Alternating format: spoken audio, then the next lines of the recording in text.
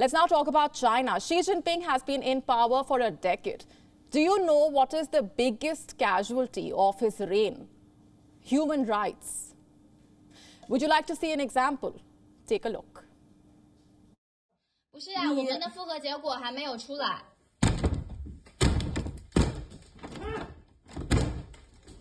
来，拍下来，看好了。Wonderful， 好。走。你们等一下，你们我报警，你们稍等。都已经是警察了，同志们，来，不是的，我们要报警了。来，小伙子，听劝啊！来，有人告知他们啊，根据。What you just saw happened for real. These pictures are from Shanghai. In May, a sweeping lockdown broke the back of the city, and that is how the authorities went after the locals. There was a suspected case of COVID-19. The Chinese police broke down a door and forced their way inside. We all know by now how their zero COVID strategy works. The moment new infections are detected, everyone is forced to go into a lockdown. Patients and their close contacts are moved into centralized quarantines. There are no exceptions. The rest of the world has moved on from the lockdowns, but China has not. There, the zero COVID policy has become a tool for the Chinese state, a tool for the Communist Party to wield its authoritarian power. In a matter of weeks, Xi Jinping will secure another term extension. He will begin a historic third term. China will enter a new phase with Xi Jinping serving as a president for life. What will that mean for the Chinese society? The answer is quite obvious. The Chinese state will become more authoritarian. In the next few minutes, we will tell you how. To understand where China is going, we have to first look at the past. How has Xi Jinping's reign impacted the Chinese society?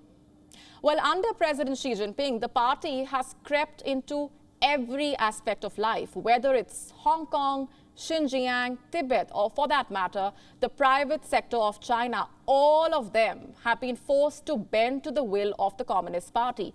That means strict compliance of rules, repeated demands to showcase loyalty, and a zero-tolerance policy towards dissent. And those who fail to comply have been punished. Under Xi Jinping, many non-government organizations or NGOs, rights lawyers, activists have faced a crackdown. They have been threatened, jailed, or forced to go into exile. What drove this campaign of crackdown? It was fear. The Chinese president sees dissent as a threat, as a challenge to the supremacy of the Communist Party, and that is why any form of dissent is dealt with swiftly. If experts are to be believed, all voices of dissent have disappeared from the Chinese society. Civil society and intellectuals, freedom of expression and assembly, in the past 10 years, they have been suppressed and are heading towards disappearance. This kind of transformation of the party, with the establishment of a nationalist ideology and a totalitarian ruler, is probably the biggest change that's happened in Chinese society over the past decade. The biggest change in the past decade. That is how the experts see it. There is reason to believe that Xi Jinping will not stop. He will deal with dissent with a more heavy hand.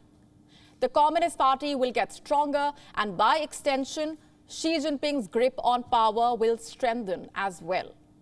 He could shift his attention to other parts of the Chinese society, focus his attention more on art and literature. According to Xi Jinping, they can be a threat to the party as well. Yes, the Chinese president was keen on controlling the arts and literature from a young age. In fact, he wrote about it way back in 1989. Let's tell you what he wrote in a literary magazine. These are the words of Xi Jinping himself. It's impossible for any nation's government or ruling party to not meddle at all in literature and the arts. The difference is only in the extent of the interventions. Standards vary. What standards would he adopt? If the past is any indicator, the Chinese state will do whatever it takes to stay in control. Already, Beijing has imposed tough censorship rules. I guess we can all see which way this is going. WION now available in your country. Download the app now. Get all the news on the move.